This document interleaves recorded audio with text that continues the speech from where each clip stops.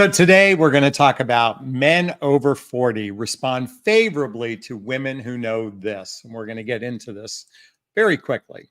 So I want to say there are basically two types of men who seek a relationship. There are men who are open to being emotionally involved with a woman. And then there are men who are unable to be open. Let me repeat that. They're unable to be open.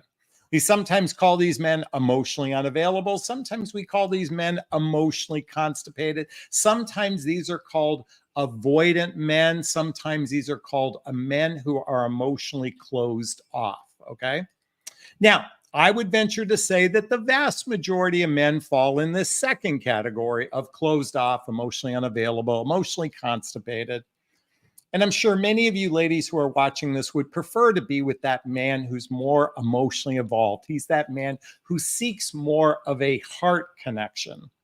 See, the sad reality is most men seek a transactional relationship. Actually, a lot of women seek transactional relationships too. What's a transactional relationship? Well, it's a relationship based on entertaining one another.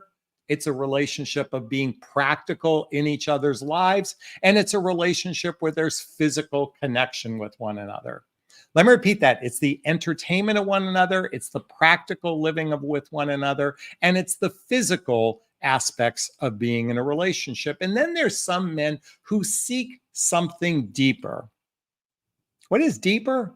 These are the men who seek an emotional connection with a woman, something that goes beyond the surface. Those men who feel completely comfortable to be vulnerable with a person, a man who's comfortable in being transparent with another person. He's capable of being authentic with another person. See, while it might seem like this is rare, I'm here to say that there are an abundance of men who seek an emotional connection with a woman. Now, I know this is really tricky because early on in the dating process, men have a propensity to project a fantasy when they are feeling lust or limerence. Let me repeat that. They'll project a fantasy when they're feeling lust or limerence. Lust is merely that desire to be physically intimate with you. And then for other men, limerence is extreme infatuation. This is usually based on physical appearance in both cases. When there is a strong chemical reaction, when there's strong physical desire for a person, a man might be experiencing lust or limerence. And in this space, he projects a lot of fantasy. Now, some of you know this as love bombing. Some of you know this as projecting. Some of you know this, I think Alison Armstrong calls it cut and paste.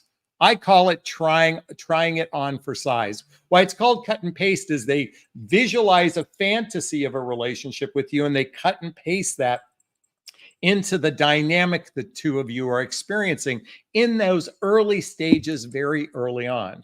Now, I call it trying it on for size when a man says, like, oh my God, you're so amazing. You're so wonderful. I could see a life with you. I could see us getting married. I could see us traveling together.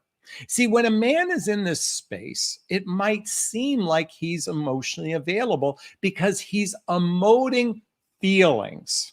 Let me repeat that. He's emoting feelings. But what these feelings are is feelings based on desire. And it's how you make him feel, not how he feels about you. Let me repeat that. It's about how you make or how your interaction makes him feel versus how he feels about you.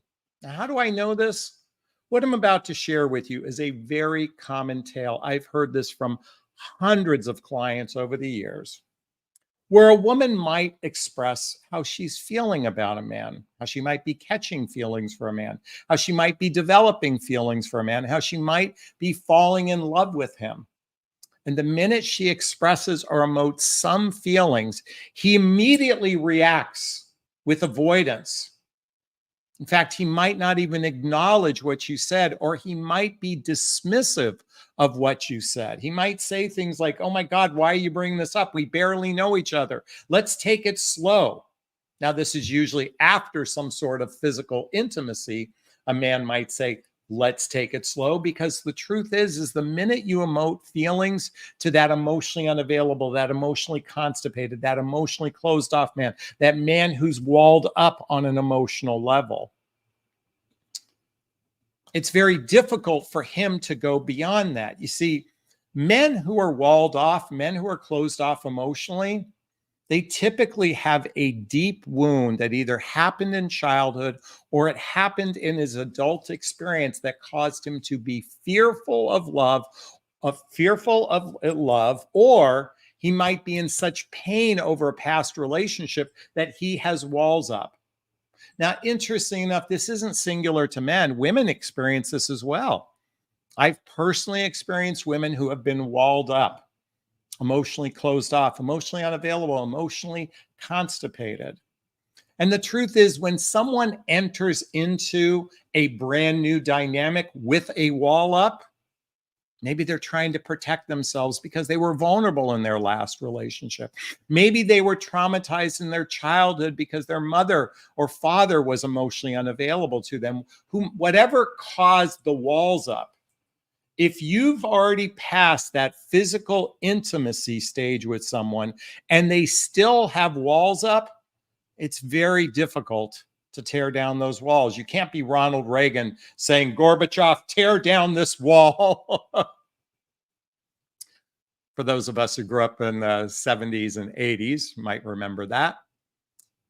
So people that already have walls up, it's very, and the problem is for many of you women is you saw that original him emoting his feelings about you or about how he feels with you, and you think he's capable of emotions, but a man is only truly capable of emoting when he shares how he feels about you, not how you make him feel. There's a big difference. I feel gratitude to being with you. I feel grateful to be with you. I'm so blessed to be with you. You're a special person. You're one of a kind. You're a unicorn. See, when a man can start sharing his feelings about you, these are the men capable of responding favorable when you know what I'm about to share. So just be aware that if a man is dismissive of your feelings early on, if he has walls up, you are rolling the dice with that guy, hoping that somehow magic fairy dust will fall from the sky. And if you just love him so much, he will change. It's very rare that someone who is closed off, someone who's emotionally unavailable, someone who's emotionally constipated. And actually, believe it or not, I have a theory for those avoidant men. See, I think like when an avoidant man meets an anxious woman and that anxious woman gives that avoidant man a ton of love, it is actually helping him rewire for the next woman in his life. For the next woman in his life. Unfortunately, the rewiring for the anxious person happens at the end when the relationship ends and she realizes she invested in the wrong person. And that's when she gets to rewire her attachment style. I think oftentimes this happens. By the way, ladies, you've seen this happen where you've given a man a ton of love. He ends the relationship and he marries the next person he meets. That's because you did all the work rewiring him, because you chose a man who was emotionally unavailable. And during that time together, you actually helped rewire him. Blessing for him, but it sucks for you, because when a relationship ends, it can be devastating. It can be painful. It can be excruciating. And yet that's when the healing happens typically for the anxious person. So I said emotionally available men. This is true for men and women alike. Men and women who are emotionally available, men and women who are emotionally secure, that have a secure attachment style, respond favorably to what I'm about to share with you. So, number one, she is clear about her standards and her intentions. Let me repeat that. She's clear about her standards and intentions. Ladies, I recognize you've been indoctrinated into the belief that you're supposed to lean back in your feminine energy and let the man do all the work because men are the leaders of a relationship. Wow. If men were such good leaders of relationships, why do we have a 50% divorce rate for first marriages and a 65 and 75% divorce rate for second marriages? If men are such great leaders of the relationship, they're leaders out in the world, they must be such good leaders of a relationship. And why is it that of the people that are not divorced, half of them are miserable if men are such great leaders of the relationship? I'm here to say, ladies, if you are not dependent upon a man financially, you set the standard, you set your intention from the very first date of what you seek. Or at least before the penis goes inside the vagina, set your intention. If you're not familiar with the book, 8 Dates by Doctors John and Julie Gottman, all the books I recommend are listed below. Chapter 1 is trust and commitment. If you don't understand the complexities of trust and commitment, I highly recommend reading this first chapter before you ever have physical intimacy with a man. And maybe the two of you should read this together. So what's your standard? Well, I know my standard. I'll share it with everyone. This is my standard. I'm looking for a relationship where we spend 3 or 4 days and nights a week together, doing shared activities, hobbies, mutual interests, spending time with family and friends, traveling together, teamwork, building skills, both in our personal and our professional life, intimacy, both physical and emotional intimacy that leads to either moving in together or getting married. That's my standard. And within that intention, I have what's known as my dating vows.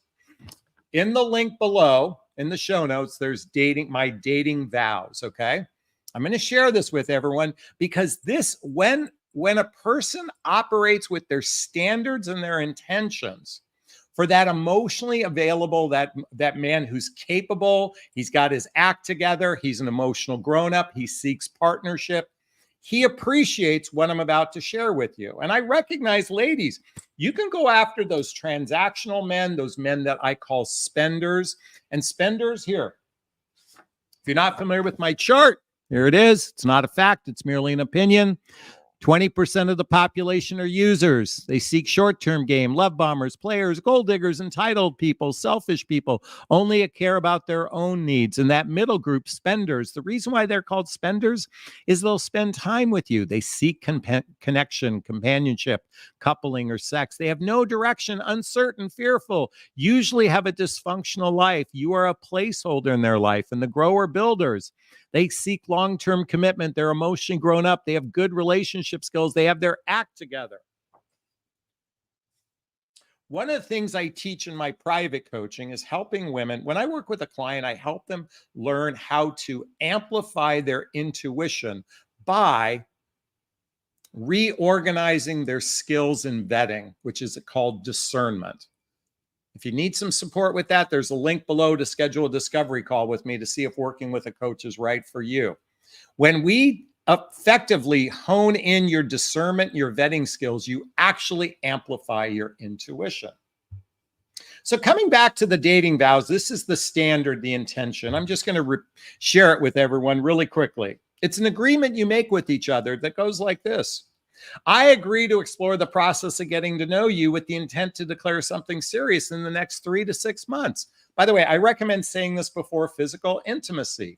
You both agree to be monogamous sexually while you have regular sex together. You both agree to not actively seek and date and meet others while you're in the process of dating, including taking down your dating profile if you met through a online dating source. You agree to speak up if this isn't working for you versus pulling back, ghosting, or disappearing. And you agree to invest regular time in the process to getting to know you, which looks like spending 3 or 4 days and nights a week together, so forth and so on. Now, ladies, 90% of men will bail on this because 90% of women will have sex without any standard. Got my high-pitched voice when I said that. 90% of men, 90% of women will have sex because they have no standards. The dating vow is simply a test. Is it a guaranteed test? No, it's not a guaranteed test, but I guarantee you, men who have a hit it and quit it attitude, they're even gone before you start discussing it. And they will be resistant to it if you give it a shot. Okay. Men over 40 respond favorably who know this. I said standards and intentions. Number 2, she is emotionally expressive and open. She leads by example, sharing her feelings about him. If he's closed off like what I said, the chances are this relationship is going to hit some roadblock later on down the road. She's expressive and her personality is agreeable. She has an agreeable nature. See, sadly today, men and women, I mean,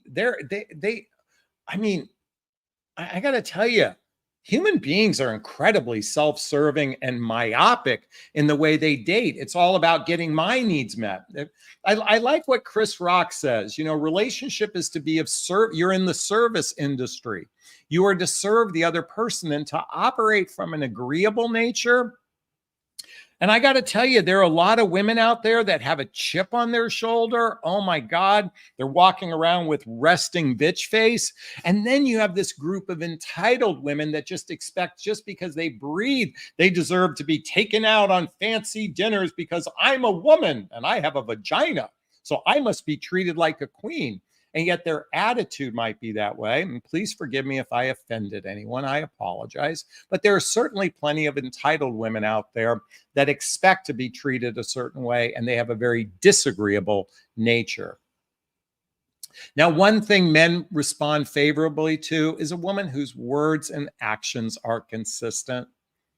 I got to tell you, in the current dating environment, there are just a lot of flaky people, especially through the dating apps in the initial stages. It's shocking to me how flaky I'm observing how the women are. I know you ladies are frustrated with men, but I'm telling you, as a man out in the dating marketplace, I would say 9 out of 10 women I've communicated with are incredibly flaky. And so your profile says one thing, but your actions say another. That's not going to attract that high quality, that emotionally grown up man. Now, I know one thing men like myself appreciate in a woman is a woman who's fun and playful. I said earlier, there's women who have resting bitch face. They also aren't fun and playful. But you know what's missing in so many relationships today? I've observed genuine play.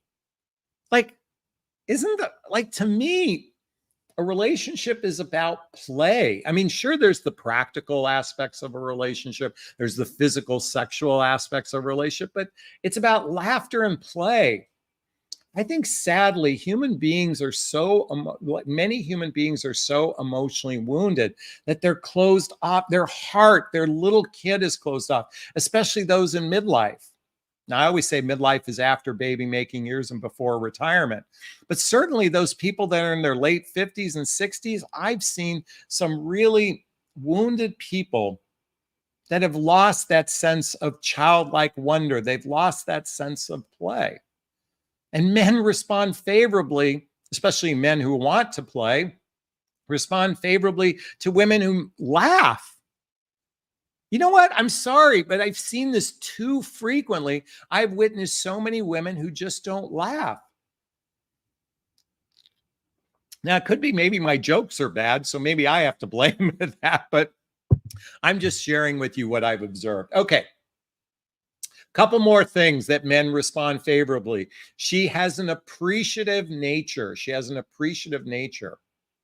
I can't begin to tell you how important expressing. See, I want to replace, someone write this in the chat box. I want to replace everyone's vocabulary, replace the word thank you with the words appreciation, grateful, or gratitude. Let me repeat that: appreciation, grateful, or gratitude. I appreciated you taking me out tonight. I'm really grateful you took me out tonight. That's a more powerful word than thank you. I think it's important that couples start expressing what they appreciate about each other every single day they're in each other's presence. Let me repeat that: every single day. You shouldn't go to bed or you shouldn't wake up without saying something you're grateful for about this person you're spending time with. And last but not least, men over 40 respond favorably to women who have what I call victor consciousness. Victor consciousness. You see, sadly, I've observed too many women who are just fucking complainers. Oh my God, you ladies, and by the way, men are complainers too. This isn't, everything I've shared isn't singular to women, but I'm just going to say there are a lot of you downers out there. You're a bunch of Eeyores. You're a bunch of complainers. You have victim mindset. It's not a turn on, ladies. I don't know if it resonates with some of you, but I got to tell you, you ladies have female friends who are downers. You know who they are. And we men don't, men who seek a transactional relationship don't care, but those that seek a more evolved, emotionally connected relationship, they seek that woman with victor consciousness and not that complaining, bitter, jaded consciousness. Is this sinking in? Is this resonating with you? Please let me know. If it is, post a comment below. I'd like to hear your thoughts. If this did resonate with you, please hit that like button. Please share this video. Please subscribe to my channel and hit that notification bell so you can be notified of new videos. And if you want to connect with me directly, there's links below to schedule a discovery call with me to see if working with a coach is right for you. There's a link to join my group called Midlife Love Mastery. There's a link to follow me on Instagram. There's a link to get those dating vows I mentioned. You can join my mailing list, and you can get all the books I recommend, including my book, What the Heck is Self-Love Anyway? A Journey of Personal Development, Self-Help, and Spiritual Work. All links below. All right. Those who know my live format know it's time for Q&A. If you have a question, write the word question in the chat box and then post the question thereafter. Or you can purchase a super sticker, super thanks. All the money, there's a little dollar sign in the chat box. All the monies from the super sticker, super thanks go, super sticker, super chat goes to a scholarship fund in the name of my son, Connor Asley. That's a picture of him right there. My son who passed away over 6 years ago. And his honor, we donate to causes like the Hoffman Process Insight Institute and scholarships to coaching as well. And if anyone wants to join me live on the hot seat, I just posted a link there as well. Joe Daisy says, yes, it's abso-fucking-lutely resonating. That is from the last scene in the first episode of Sex and the City, where Carrie goes to Big while he's in his, I think it was a Lincoln Town car. It could have been a limousine. She taps him on the window and asks him, have you ever been in love? And he responds back, abso-fucking-lutely. So yes, Joe Daisy, I appreciate that this is abso-fucking-lutely resonating with you. Lee is in the house. Is it wrong to be jealous over the love of my boyfriend had for his ex-wife? She left him for someone else and broke his heart. He's great to me, but can he ever love me as much as her? You know, first off, is it wrong to be jealous? I don't think this is an issue of jealousy. I think what you're feeling is some level of his capacity to love this other person was greater than his capacity to love you. And while he's good to you, I can see why you might think it's jealousy, but what I think is you're feeling not loved. You're feeling a disconnect. And you said, he's good to me. He's great to me. But I'm getting the sense that, first off, it's not wrong to feel your feelings, okay? You have every right to feel your feelings. There's nothing wrong with that. Could it be that he still has feelings for this other person? By the way, if he hasn't genuinely grieved and healed the ending of his relationship, and it sounds to me that she broke his heart, she left for somebody else and broke his heart, it's quite possible he never fully healed from that. So you are most likely a placeholder relationship to him. I know that fucking sucks to be in that space, but it's quite possible that's who you are to him, even unbeknownst to him. Now, does he talk about her regularly? Is she in his life regularly? I got to tell you, some men can rarely ever get over their first love. Some men rarely ever get over their first love. So I can understand why that might be hard for you, Lee. But no, it's not wrong for you to feel a disconnect, okay? Gigi's in the house. I'm talking with a guy who has a habit of mansplaining. It's aggravating. He's advising before he understands. I'm thinking about ending it right here. Thoughts on mansplaining? Well, everybody has their way of viewing things. Okay, we call this context. So, what color is this? I don't think you can see this very well, but the color of this dot, is it blue? Is it royal blue? Is it navy blue? See, everyone might have a different perception of what this color might be. Okay. So we all have our lens of perception. So what you're discussing is mansplaining. He's explaining how he and or he believes men operate from his vantage point. Now, if he's correcting you or sharing with you where your feelings are wrong, then he's discounting your feelings. And that's not a good way to be. You have every right to feel how you feel about things. And if he's telling you you're wrong for feeling the way you do, giving you some sort of explanation that has to do with how men view things, then you need to women-splain to him what's going on. Okay? But no, I think when someone is dismissive of your feelings, it's a very unhealthy way to be in a relationship. That's my feelings anyway. Power of Chi is in the house. My guy friends and I often play around with that's what he and she said jokes. He would randomly drop these phrases in during conversations. Oh my God, he would laugh so hard. Opinions. You know, everybody's sense of humor is unique to themselves. If this is their sense of humor and it rubs you the wrong way, it could be a misalignment between the two of you. You know, listen, if you don't need a transactional relationship, in other words, you don't need someone for financial reasons, you don't need someone for entertainment reasons, you don't need someone for practical reasons, you don't need someone for physical sex. If you want all that and more, then then it's ideal that you find someone who's aligned in your sense of humor, because if it rubs you the wrong way and they're consistent with that, that might be a disconnect between the two of you.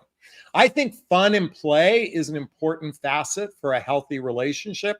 And if you can't find fun and play in your sense of humor, it could be rather challenging to meet each other at a deeper heart-centered level. Okay? That's just my 2 cents on that one, Power Chi. Thank you so much. Ruth says, do foreign people make better partners? People that were raised outside of the US. Just want to know your opinion. I don't necessarily subscribe to that per se. I believe people from other countries might be appreciative of American way of being, might be, but not always. I know there's some people from certain countries that can be a gigantic pain in the ass. I don't, honestly, I'm not going to say something publicly, but I have a culture in mind, and I can tell you they are very arrogant and self-serving. I think a lot of people from other cultures can be that way. I think some men believe Asian women are very self-subservient. There's a belief of that, but I think they can be just as much a gigantic pain in the butt. I just believe that sometimes some people from other countries might be appreciative of American way of living and might be temporarily good in relationship, but that's not always the case. And by the way, sometimes when you're dating someone from another culture, there's cultural differences that clash. Sometimes there's language barriers that cause for friction within a relationship. So just be aware of that. That's just my 2 cents on that one. Okay. Vladanka's in the house. Can emotionally unavailable man be recognized on a first date, and can they hide emotions just to get a specific person? You know, here's my thoughts.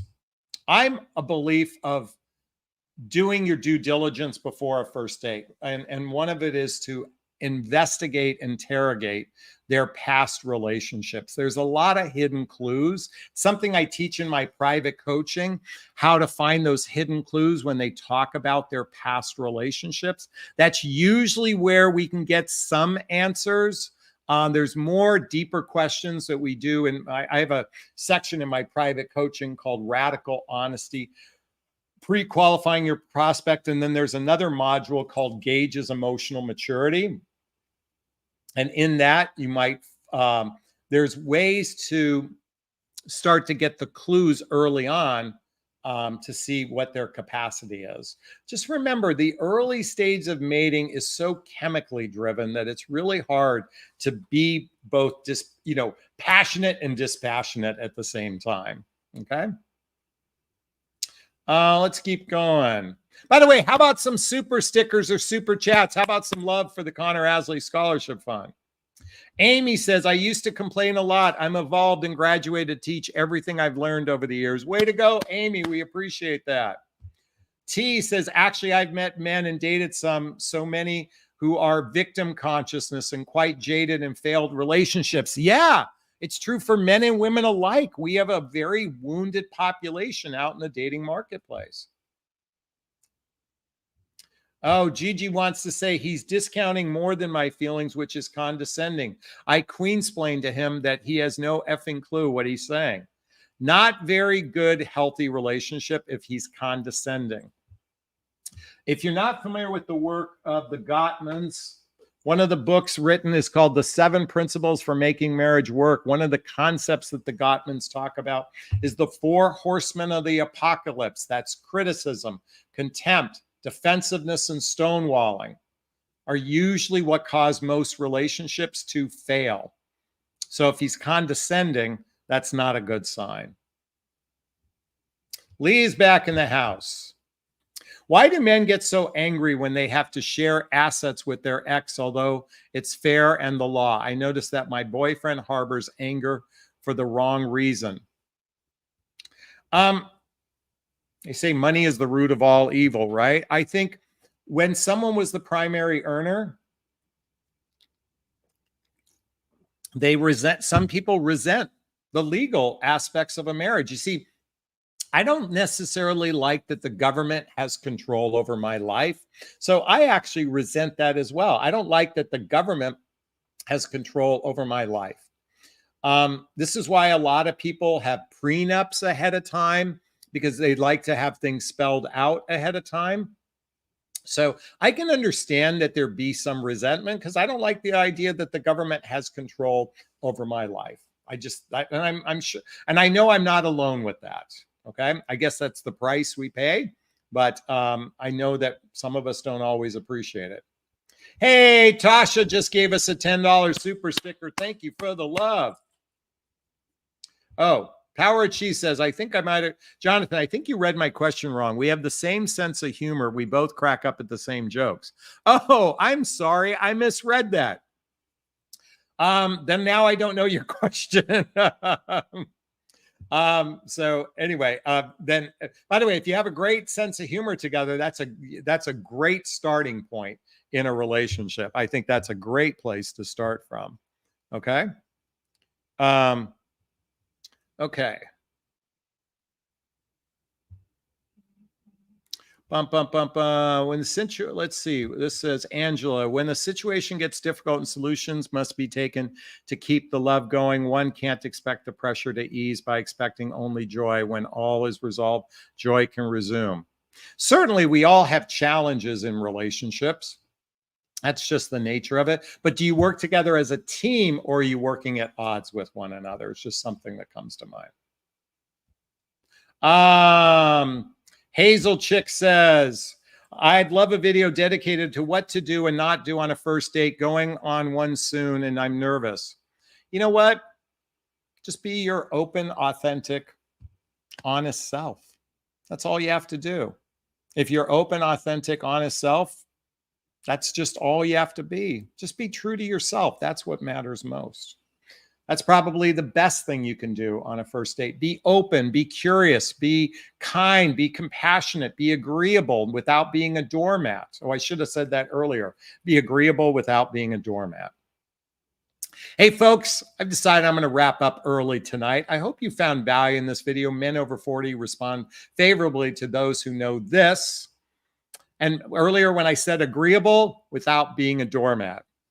All right. I hope you found value in this video. If you did, post a comment below. I'd like to hear your thoughts. As always, if you find value in my videos, please hit that like button. Please share this video. Please subscribe to my channel and hit that notification bell so you can be notified of new videos. And if you want to connect with me directly, there's links below to schedule a discovery call with me to see if working with a coach is right for you. There's links to join my group. There's links to get all the books I recommend. There's links to follow me on Instagram, all listed below. All right, I'm going to wrap up this video as I always do. First off, give myself a big, gigantic Jonathan Barrick of self-love. I'm going to reach into the camera and give you a hug of love if that's okay. I'm going to ask you to turn to someone. Pet, a teddy bear, a pillow. Give either of them a hug of love because hugs are a great source of love. And let's face it, we could all use more love in our lives. I want to thank Joe Daisy and Natty and Sherry and Debbie and Gigi and Tasha and Power of Chi and Angela. Thank you for the $10 super sticker and Maureen and Lee and everyone. Big hugs to you. Wishing you a super duper wonderful evening. Take